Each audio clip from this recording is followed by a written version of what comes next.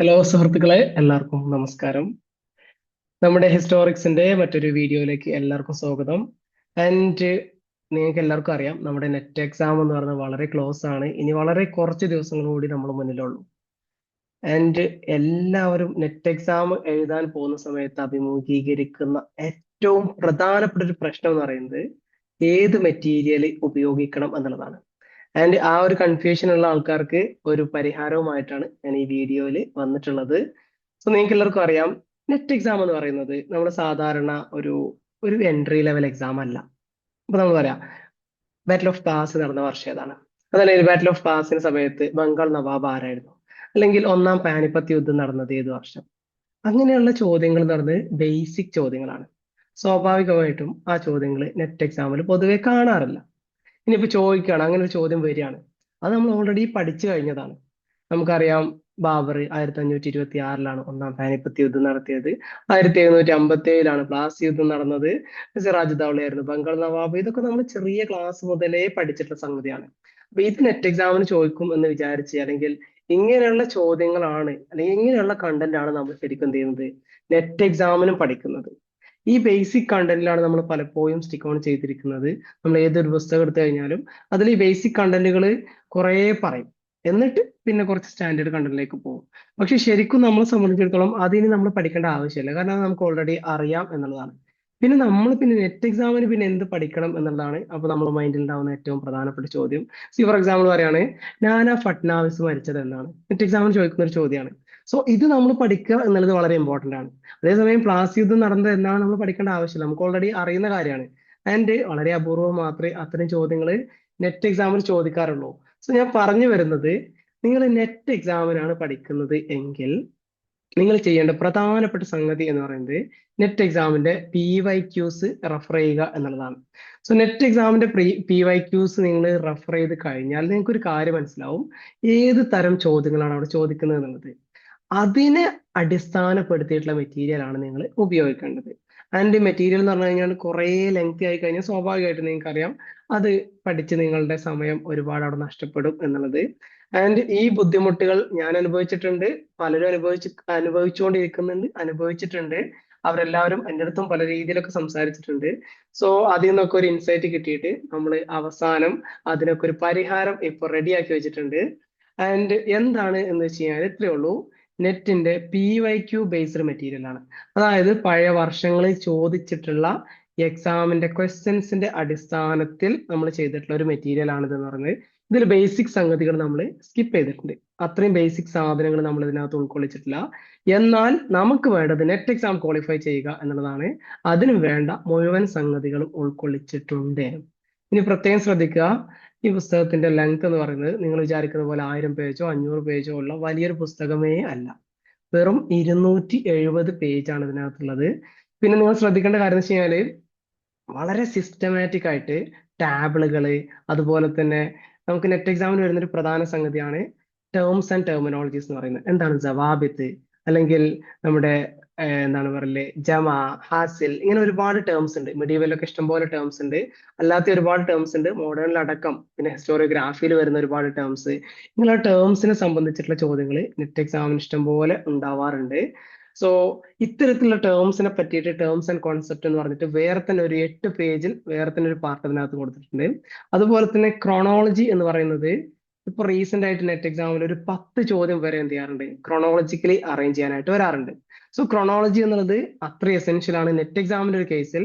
So അതുകൊണ്ട് തന്നെ ഈ ഇന്ത്യൻ ഹിസ്റ്ററിയുടെ ആൻഷ്യൻ മുതൽ മോഡേൺ വരെയുള്ള ക്രോണോളജി വളരെ കൃത്യമായിട്ട് എന്ത് ചെയ്തിട്ടുണ്ട്, ഇതിനകത്ത് കൊടുത്തിട്ട് ഞാനിത് കാണിച്ചു തരുന്നുണ്ട്. പിന്നെ അതുപോലെ തന്നെ നമ്മുടെ ഈ ഒരു മെറ്റീരിയലിനകത്ത് നമുക്ക് എല്ലാവർക്കും അറിയാം, മോഡേൺ ഇന്ത്യ ഹിസ്റ്ററി നമ്മൾ പഠിക്കുകയാണെങ്കിൽ അതിൽ പ്രധാനമായിട്ട് നമുക്ക് ആവശ്യമുള്ളത്, അല്ലെങ്കിൽ നമുക്കറിയാം ബ്രിട്ടീഷ് ഹിസ്റ്ററി ആണ്, അല്ലെങ്കിൽ ബ്രിട്ടീഷുകാരെ സംബന്ധിച്ചാണ് അതിൽ പ്രധാനമായിട്ടും വരിക. സോ അതിലെ ഏറ്റവും കീ എലമെന്റ് ആണ് നമ്മുടെ ഗവർണർ ജനറൽസ്, ദെൻ വൈസ്രോയ്സ് എന്ന് പറയുന്നത്. അവരെ സംബന്ധിച്ചും വളരെ ഡീറ്റെയിൽ ആയിട്ടുള്ള ഇൻഫർമേഷൻ നമ്മൾ ഇതിനകത്ത് കൊടുത്തിട്ടുണ്ട്. അതൊക്കെ അതിന്റെ ഒരു പാർട്ട് മാത്രമാണ്. അതിലുപരി നമ്മൾ PYQ ബേസ്ഡ് ആയിട്ടുള്ള എല്ലാ സംഗതികളും ഇതിനകത്ത് കൊടുത്തിട്ടുണ്ട്. സോ നിങ്ങൾ നോക്കുക, നമ്മുടെ from pre history to historiography all in one book. അതായത് ancient India, medieval India, early medieval, modern and historiography, ഇത്രയും സംഗതികൾ നമ്മുടെ 10 യൂണിറ്റ് നെറ്റ് എക്സാമിന്റെ 10 യൂണിറ്റും ഒരൊറ്റ ബുക്കിൽ നമ്മൾ കൊണ്ടുവന്നിട്ടുണ്ട്. And it's not a very lengthy book. നിങ്ങൾക്ക് വളരെ സിമ്പിൾ ആയിട്ട് വായിച്ചെടുക്കാൻ പറ്റുന്ന, വളരെ ഷോർട്ട് ടേമിൽ കംപ്ലീറ്റ് ചെയ്യാൻ പറ്റുന്ന, എന്നാൽ വളരെ ഇഫക്റ്റീവ് ആയിട്ടുള്ള ഒരു മെറ്റീരിയൽ ആണ് ഇതെന്ന് പറയുന്നത്. ആൻഡ് 10 യൂണിറ്റ് നമ്മൾ കവർ ചെയ്യുന്നുണ്ട്. ആൻഡ് ഇതിനകത്ത് കണ്ടന്റുകളൊക്കെ നമ്മൾ വളരെ കൃത്യമായിട്ട് മനസ്സിലാവാൻ വേണ്ടി ഒരുപാട് ടാബിളുകളൊക്കെ വെച്ചിട്ട് റെഡി ആക്കിയിട്ടുണ്ട് എന്നുള്ളതാണ്. ക്രോണോളജി, അതുപോലെ ഗ്ലോസറി അല്ലെങ്കിൽ ടേംസ് ആൻഡ് കോൺസെപ്റ്റ് നമ്മൾ കൊടുത്തിട്ടുണ്ട്. ദെൻ ഗവർണർ ജനറൽസിനെ വൈസ്രോയ്സിനെയൊക്കെ പറ്റിയിട്ടുള്ള ഡീറ്റെയിൽ ആയിട്ടുള്ള picture in the sense photo അല്ല കേട്ടോ, അതായത് അവരുടെ ഇവന്റുകൾ എന്തൊക്കെയാണ്, ആ സമയത്ത് നടന്നിട്ടുള്ള ഇവന്റുകൾ എന്തൊക്കെയാണ്, അവര് ഇനിഷ്യേറ്റ് ചെയ്തിട്ടുള്ള കാര്യങ്ങൾ എന്തൊക്കെയാണെന്നൊക്കെ കൃത്യമായിട്ട് കീ പോയിന്റ്സ് അതിനകത്ത് കൊടുത്തിട്ടുണ്ട്. ഇനി ഞാൻ ഇതിന്റെ ഒരു കണ്ടന്റോടെ കാണിക്കാം. ഇതിനകത്ത് പറയുന്നത് നെഗോഷിയേറ്റിംഗ് ദ സോഴ്സ്, അല്ലെങ്കിൽ നമ്മുടെ ഫസ്റ്റത്തെ ഒരു യൂണിറ്റ് എന്നുള്ളതിനകത്ത് ഇത്രയും കാര്യങ്ങൾ, അതിന്റെ സോഴ്സുകളെ പറ്റിയിട്ട്. ദെൻ നമുക്കറിയാം നമ്മുടെ പ്രീ ഹിസ്റ്ററി എന്ന് പറയുന്ന നമ്മുടെ സ്റ്റോൺ ഏജിനെ പറ്റിയിട്ട്. ദെൻ അതിനകത്ത് നമ്മുടെ എന്താണ് പറയല്, Indus valley civilisation, Vedic civilisation, Mahajanapadas, Magadha, Buddhism, Jainism, megalithic culture, foreign invasion.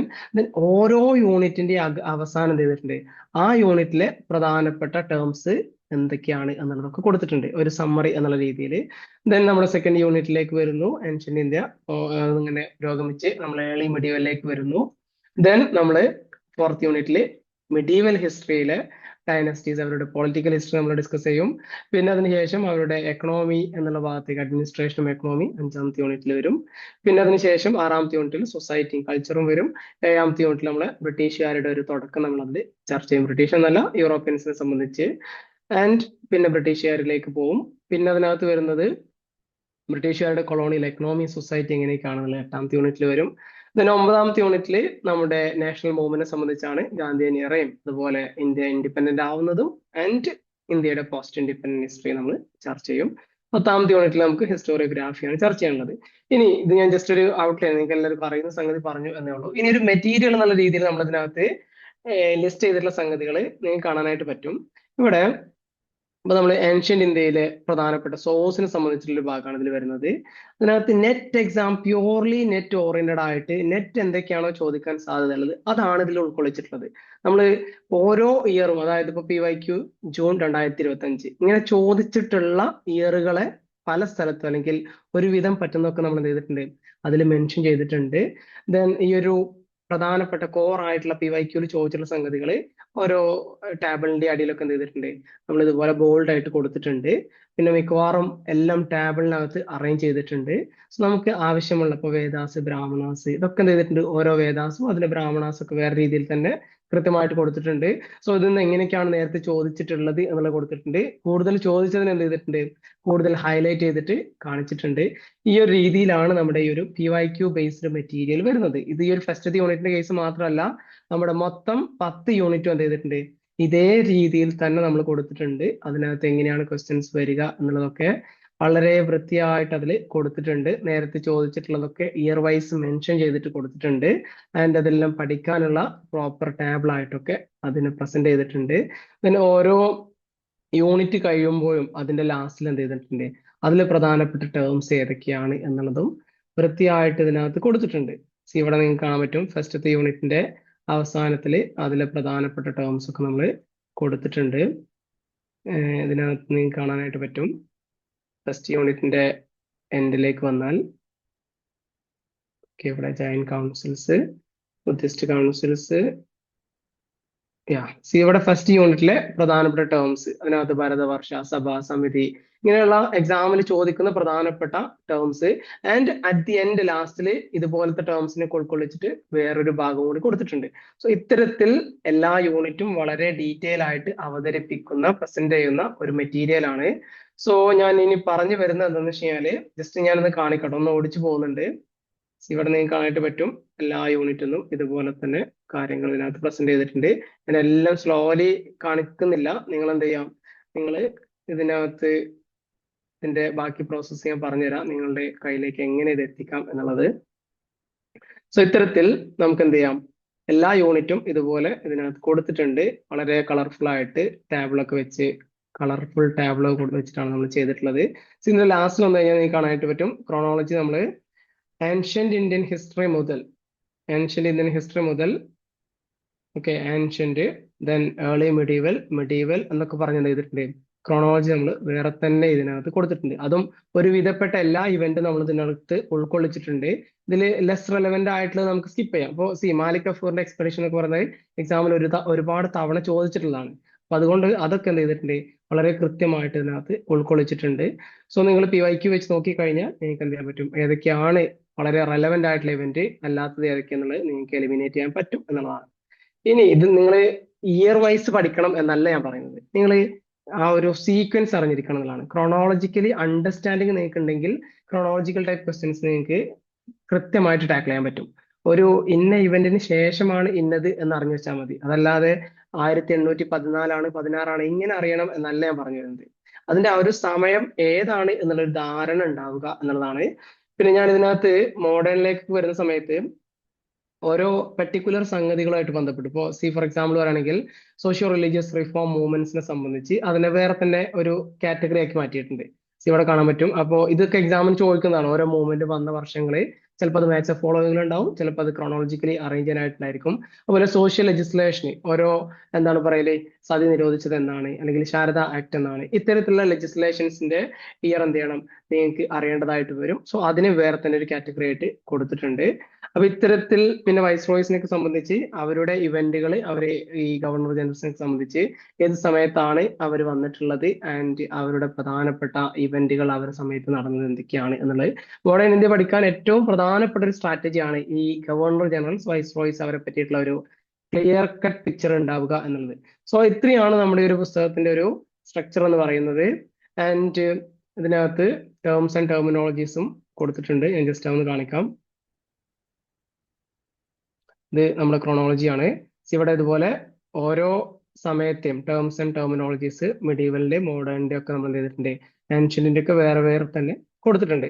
So ഞാൻ പറഞ്ഞു വരുന്നത്, നിങ്ങൾ നെറ്റ് എക്സാമിന്റെ മെറ്റീരിയലിന് വേണ്ടിയിട്ട് ഇതുവരെ നടത്തിയിട്ടുള്ള അലച്ചിൽ ഇനി അവസാനിപ്പിക്കാം എന്നുള്ളതാണ്. നിങ്ങൾക്ക് ഈ ഒരു 270 പേജ് ഉള്ള ഒരു മെറ്റീരിയൽ നിങ്ങളുടെ കയ്യിലുണ്ടെങ്കിൽ നിങ്ങളുടെ ആ അലച്ചിലിന് ഒരു പരിഹാരമാവും. നിങ്ങൾക്ക് നെറ്റ് എക്സാം ക്വാളിഫൈ ചെയ്യുക, PhDയുടെ കട്ട് ഓഫ് അല്ലെങ്കിൽ PhDക്ക് വേണ്ടിയിട്ടുള്ള ക്വാളിഫിക്കേഷൻ ഉണ്ടാക്കിയെടുക്കുക, ആൻഡ് ഈവൻ ടു JRF അല്ലെങ്കിൽ ഇവിടുന്ന് അങ്ങോട്ട് JRFലേക്ക് എത്താൻ വരെയുള്ള നിങ്ങളുടെ സ്പെഷ്യലൈസ്ഡ് മെറ്റീരിയൽ ആണ് ഇവിടെ ഞാൻ കാണിച്ചു തന്നിട്ടുള്ളത്. സോ ഒരു കാരണവശാലും ഈ മെറ്റീരിയൽ നിങ്ങളുടെ കയ്യിൽ എത്താതിരിക്കരുത്. സോ ഇത് എത്താനും വേണ്ടിയിട്ടുള്ള പരിപാടി എന്താണ് എന്ന് ഞാൻ ജസ്റ്റ് പറഞ്ഞു തരാം. ഇത്രയേ ഉള്ളൂ. നിങ്ങൾ എന്ത് ചെയ്യാം, വാട്സപ്പിൽ ഒരു മെസ്സേജ് അയക്കുക. മെസ്സേജ് അയക്കേണ്ട നമ്പർ എന്ന് പറയുന്നത് I'll show you. Okay, message അയക്കേണ്ട നമ്പർ ഇവിടെ കാണാനായിട്ട് പറ്റും. 9495369350 94 95 369 350 എന്ന നമ്പറിൽ നിങ്ങൾ വാട്സപ്പിൽ മെസ്സേജ് അയക്കുക. നിങ്ങൾക്ക് ഈ നമ്പർ ഞാൻ ഡിസ്ക്രിപ്ഷനിൽ കൊടുക്കാം. സോ അവിടുന്ന് ഡയറക്റ്റ് ആയിട്ട് നിങ്ങൾക്ക് എന്ത് ചെയ്യാം, വാട്സപ്പിൽ മെസ്സേജ് അയക്കാവുന്നതാണ്. ഇനി ഇതിന് നമ്മൾ വിലയായിട്ട് വെച്ചിട്ടുള്ളത് രണ്ട് രീതിയിൽ നിങ്ങൾക്ക് ഈ പുസ്തകം നിങ്ങളുടെ കയ്യിലേക്ക് എത്തിക്കാം. ഒന്ന്, പ്രിന്റഡ് ആയിട്ട് നിങ്ങളുടെ കയ്യിലേക്ക് എത്തിക്കുക എന്നുള്ളതാണ്. പ്രിന്റഡ് ആയിട്ട് എത്തിക്കുന്ന സമയത്ത് അതിന് നമുക്ക് കുറച്ച് എക്സ്പെൻസ് ഉണ്ട്. നിങ്ങൾക്ക് അറിയുന്ന പോലെ തന്നെ അതിന്റെ പ്രിന്റിംഗ് കോസ്റ്റ് ആൻഡ് അതിന്റെ ബൈൻഡിങ് കോസ്റ്റ്, അതിന്റെ ഡെലിവറി കോസ്റ്റ്. അപ്പൊ സ്വാഭാവികമായിട്ടും ഈ പുസ്തകത്തിന് ഒരു ഒരു എങ്ങനെയാ പറയലേ, ഒരു 450 റേഞ്ചിൽ നമ്മൾ ചാർജ് ഈടാക്കും. അത് ഒരു ഓപ്ഷനാണ്. ഇനി അല്ലാത്ത ഒരു ഓപ്ഷൻ എന്ന് പറയുന്നത്, നിങ്ങൾക്ക് ഏറ്റവും അട്രാക്റ്റീവ് ആയിട്ട് സാധ്യത ഉള്ള, അല്ലെങ്കിൽ അങ്ങനെ ഒരു എങ്ങനെയാ പറയലേ, ഈസി ആയിട്ടുള്ള ഒരു സംഗതിയാണ് അടുത്തായിട്ട് പറയാനായിട്ട് പോകുന്നത്. നിങ്ങൾക്ക് ഇതിന്റെ സോഫ്റ്റ് കോപ്പി നിങ്ങളുടെ കയ്യിലേക്ക് എത്തിക്കാം. അതിനു വേണ്ടിയിട്ട് നിങ്ങൾ ചെയ്യേണ്ടത്, നേരത്തെ പറഞ്ഞ വാട്സപ്പ് നമ്പറിൽ നിങ്ങൾ കോൺടാക്ട് ചെയ്യുക. വളരെ ചെറിയ ഒരു നോമിനൽ പേയ്മെന്റിൽ നിങ്ങൾക്ക് എന്ത് ചെയ്യാം, ഇതിന്റെ സോഫ്റ്റ് കോപ്പി നിങ്ങളുടെ കയ്യിലേക്ക് എത്തിക്കാവുന്നതാണ് പറയാനായിട്ടുള്ളത്. അപ്പോ എല്ലാവരും ആ ഒരു സംഗതി പരിഗണനയിലേക്ക് എടുക്കുക. അടുത്തൊരു വീഡിയോയിൽ വീണ്ടും വരാം. പിന്നെ വേറെ ഒരു കാര്യം കൂട്ടത്തിൽ സൂചിപ്പിക്കാനുള്ളത്, നിങ്ങൾക്ക് എല്ലാവർക്കും അറിയാം, നമ്മൾ PYQ ബേസ്ഡ് മെറ്റീരിയലിനെ പറ്റിയിട്ടാണ് ഇപ്പോൾ പറഞ്ഞത്.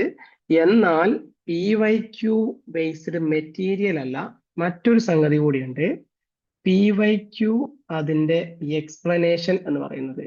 നെറ്റ് എക്സാമിൽ ഞാൻ നേരത്തെ പറഞ്ഞ പോലെ തന്നെ PYQ ബേസ്ഡ് മെറ്റീരിയൽ നിങ്ങൾ പഠിക്കുമ്പോൾ സ്വാഭാവികമായിട്ടും എന്ത് ചെയ്യണം, PYQ നമ്മൾ റെഫർ ചെയ്തിട്ട് തന്നെയാണ് അത് ഉണ്ടാക്കിയിട്ടുള്ളത്.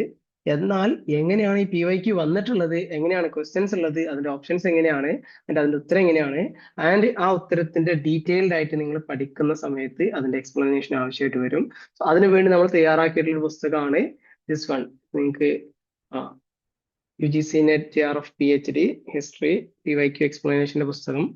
സോ നമ്മുടെ അടുത്ത് സ്റ്റോക്ക് ഉണ്ട്, നിങ്ങൾക്ക് വേണമെങ്കിൽ എന്ത് ചെയ്യാം, അതും വാങ്ങിക്കാവുന്നതാണ്. ജസ്റ്റ് ചോദിച്ചാൽ മതി. സോ ഇത്രയും കാര്യങ്ങളാണ് പറയാനുള്ളത്. അപ്പൊ എല്ലാവർക്കും എല്ലാവിധ സക്സസ്സുകളും ആശംസിക്കുന്നു. എല്ലാവരും നെറ്റിന് അപ്ലൈ ചെയ്തിട്ടുണ്ടെന്ന് വിചാരിക്കുന്നു. ഇനി നിങ്ങൾക്ക് സംശയം ഉണ്ടായിരിക്കും മെറ്റീരിയൽ നെറ്റിന് മാത്രമേ പറ്റുള്ളൂ എന്നുള്ള. അങ്ങനെ സംഭവമൊന്നുമില്ല. ഈ നെറ്റിന് ചോദിക്കുന്ന സംഗതി തന്നെയാണ് നമ്മുടെ HSST അതുപോലെയുള്ള പ്രീമിയർ ആയിട്ടുള്ള എക്സാമുകളിൽ ചോദിക്കാറുള്ളത്. കൊളീജിയേറ്റിലൊക്കെ നിങ്ങൾക്ക് എക്സ്പ്ലനേഷൻ അല്ലെങ്കിൽ ഡിസ്ക്രിപ്റ്റീവ് എക്സാം ആണെങ്കിലും ഈ കണ്ടന്റുകളൊക്കെ നിങ്ങൾക്ക് അതിനകത്ത് ഉപയോഗിക്കാവുന്നതാണ് എന്ന് തന്നെയാണ് പറയാനുള്ളത്. സോ വൈൻഡപ്പ് ചെയ്യാണ്. എല്ലാവർക്കും താങ്ക് യു. മറ്റൊരു സെഷനിൽ കാണാം കേട്ടോ. സോ നിങ്ങൾ മെസ്സേജ് അയക്കുക ആവശ്യമുള്ള ആൾക്കാർ.